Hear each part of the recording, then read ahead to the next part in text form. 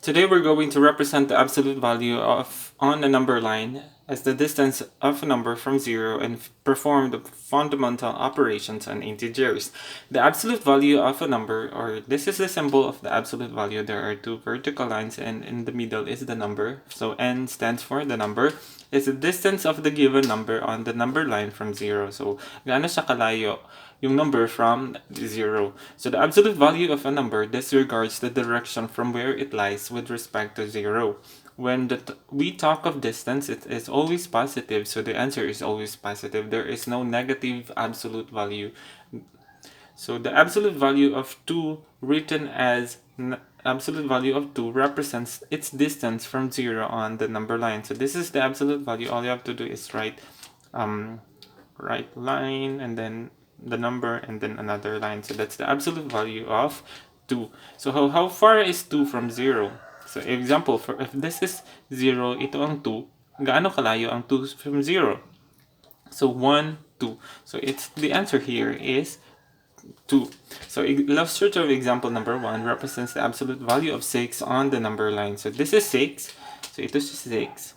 So this is the absolute value. So this is the absolute value. It's from 0 to 6. So gaano ba kalayo si 6 from 0? So 1, 2, 3, 4, 5, 6. So the absolute value of 6 is equal to 6. So the absolute value of 6 is equal to 6 because the distance from 6 to 0 is equal to 6.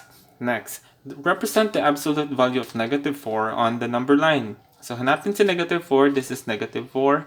So this is negative 4. Gaano siya kalayo kay 0? So this is the absolute value. So gaano siya kalayo? It's 1, 2, 3, 4. So the absolute value of negative 4 is equal to positive 4. Next, illustrative example number 3 represents the absolute value of negative 5 plus the absolute value of positive 3 on the number line. So hanapin si negative 5. Sa negative 5 nandito sa negative 5. This is negative 5. Nandito naman si 3. So because here is 3, gaano siya kalayo? The absolute value of negative 5 is gaano kalayo? Si negative 5 to 0. Si positive 3 naman, absolute value positive 3, gaano kalayo si 3 to 0. So the answer here is positive 5 and here is positive 3. So 5 plus 3. So 5 plus 3 is equal to 8. So to check this one, you're just going to count how far is negative 5 to 3. So 1, 2, 3, 4, 5, 6, 7, 8. So 8 yung answer. So if you notice, kapag positive ang answer, ay positive ang number sa gitna, it's positive. Kapag negative yung number sa gitna, it's gagawin mo lang siyang positive. So the absolute value is simply the positive value of the number. So positive siya, kopyahin mo lang. Kung negative, gawin mong positive. However, the difference is this one. So what is the value of negative? Absolute value of negative 5. So may negative dito sa labas. So all you have to do is just make this positive. So magiging positive siya. Kopyahin nyo yung negative kasi itong absolute value of negative 5 is equal to positive 5. So kopyahin mo negative 5. So magiging negative 5 ang answer. Again, kapag nasa labas yung negative, you're not going to make it positive. Kopyahin nyo lang siya, naging negative 5. So when a negative sign appears before the absolute sign, this will mean you are taking the inverse or opposite of the absolute value, thus leading to a negative number. So it is negative. The answer is negative.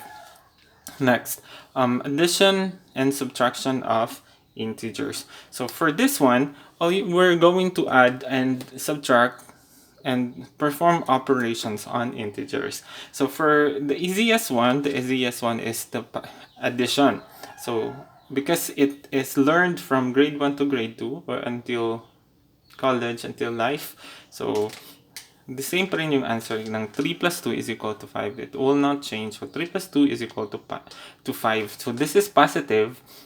3 plus positive 2 is equal to positive 5. Kapag walang sign na nakalagay, walang negative, walang plus, it's still considered as positive. So ibig sabihin yan, si positive 3 dagdagan ng positive 2 is equal to 5. However, kapag tinatamad kang magsulat, so all you have to do is just simply write 3 plus 2 is equal to 5. Kasi ibig sabihin kung walang sign, that's still positive. So 3 plus 2 is equal to 5. Dito naman, it's both are negative.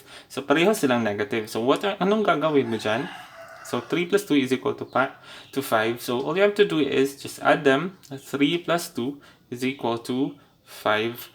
And then it will become negative, negative. So magiging negative yung answer. So kapag dalawang positive, dalawang negative, all you have to do is to copy the sign. So it's just simply add them and then copy the sign. So i-add nyo lang sila dalawa, tapos copy nyo lang yung sign kapag magkapareho yung sign. However, it is different when the sign are different.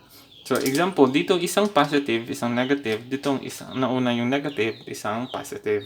Kapag ganito naman, instead of plus ang mangyayari kapag unlike sign, kung hindi magkapareho yung sign, instead na plus yung gagawin, it will become negative. So 3 plus negative 2 is equal to 1. Bakit 1 siya na plus naman ang nangyari? So ang mangyari kasi niyan is 3 dagdagan ng negative 2 is equal to 1. It's kapag magkaiba yung sign, all you have to do is minus. So 3 minus 2 is equals to positive 1. However, in this one, 3 plus positive 2, diba magkaibang sign nila? Magkaibang sign nila. Tapos dito, it's 3 minus 2 is equal to 1. Next, however, ang different dito, it's si negative siya dito positive. If you notice, yung malaking number is yung positive. So, malaki si 3, so magiging positive. Dito malaki si 3, so negative ang sign niya, so negative 3. Kung sino yung may the biggest absolute value, just copy the sign. Or, itong si 3, ang malaking number, so negative ang answer kasi negative si 3. Dito positive si 3, so nagiging positive 1. Example, negative 2 plus 3. So, positive ba or negative ang answer? It's positive kasi ang malaking number si 3. So, positive ang answer. So, positive. So, minus mo sila dalawa. Mauna mo si minus si 3. So, 3 minus 2 is equal to 1. So, the answer is positive 1. So, that's how are you going to add and subtract integers. Again, kapag magkapareho yung sign, so pareho silang positive, pareho silang negative, all you have to do is add them and then copy the sign. Pero kung pag magkaiba, all you have to do is minus and then copy the sign of the bigger number or the number which has the bigger absolute value, or kung sino mas malaki, just copy the sign ng malaking number. Next, we're going to proceed with this is another answer. This is the solution for yung ginawa kanina, yung example kanina. So, instead of plus, magiging minus sila. So, 3 minus 2 tapos 1. And then, 3 minus 2 plus 1 kasi mas malaki si 3. So, positive dito. Mas malaki si 3. Negative siya. So, negative dito. So, another example, it's for subtraction. Kapag subtraction, ganito ang mangyayari. So, negative 4 minus 2 is equal to negative 6. Paano siya naging negative 6? So, ang ginawa kasi dyan, it's, if there is subtraction, ang gagawin mo is gawin mo siyang plus. So, ito siyang negative 4 minus 2. Ang mangyari niyan, si negative 4, kopyahin mo. And then, si minus, gawin mong plus. Tapos, after niyan, si 2, positive siya, diba? Kasi wala siyang negative, wala siyang positive. Gawin mo siyang negative. Is change yung sign ni yung ikadalawa, yung subtrahend. So, yung ikadalawang number is change yung sign. Kapag sa negative siya, gawin mong positive. Kapag positive siya, gawin mo negative. Kapag negative siya, gawin mong positive. So, si minus, again, si minus gawin mong plus. Tapos, change the sign of the subtrahend. So, negative 4 plus negative 2. Kapag magkapareho sila, again, apply the property of addition. Magkapareho silang negative, so i-add nyo lang sila, tapos copy the sign, negative 6. For this one, negative 4 minus negative 2. So, kopyahin nyo sa negative 4, si minus magiging plus, very good. Sa negative 2, magiging positive 2. So, i-change yung sign. So, negative siya, gawin yung positive. Kapag positive siya, again, gawin yung negative. So, negative 4 plus positive 2. Ito sila, addition. Kapag magkaibang sign, minus. So, 4 minus 2, It's 2. Sino mas malaki? Si 4, si 2, si 4. Anong sign niya? Negative. So the answer is negative 2.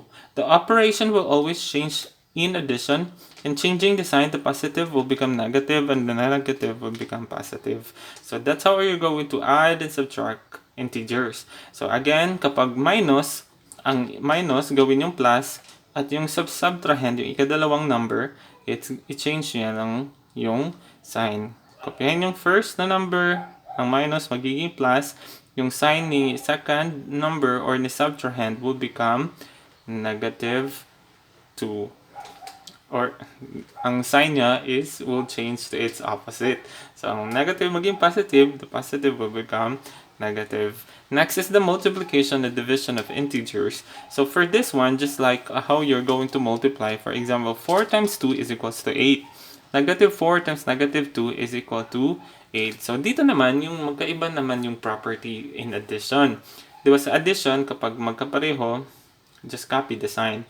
However, for this one, for multiplication, kung magkapareho yung sign, positive ang answer.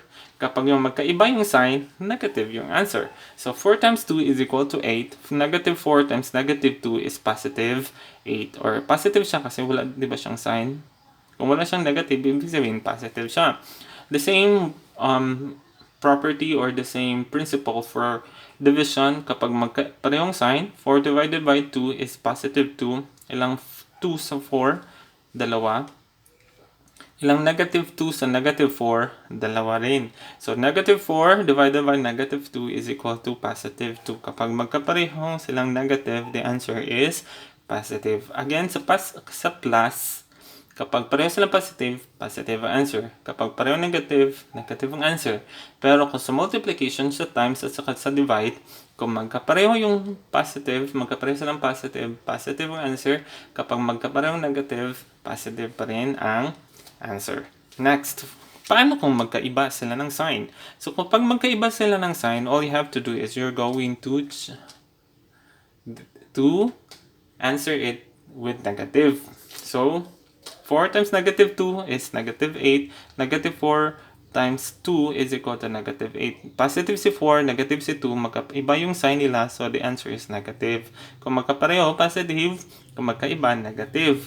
Kung magkapareho, positive. Kapag magkaiba, negative. So negative 4 divided by 2 is equal to negative 2. 4 divided by negative 2 is equal to negative 2. Ilang 2 sa 4? Dalawa. Tapos negative. So that's how you're going to multiply and divide integers. If they have the same sign, the answer is positive. If they don't, so the answer is negative. For this one, illustrate a sea with the following: a crab 5 feet below sea level, a cliff 3 feet above the sea level, and a bird 4 feet above sea level. Use a vertical line to help you out in the illustration. So, for example, there is a sea. So there is a sea and there's a cliff. So this is the cliff and this is the sea, and then there's a crab 5 feet. So 5 feet crab. So this is the crab. So si crab daw is 5 feet below. Sorry for the ant. Si cliff naman is 3 feet above. So may 3 feet dito, which is for the cliff. Si flying bird is 4 feet above sea level. So for si bird, it's 4 feet. So write a vertical line to help you out on the illustration. So this is the vertical line.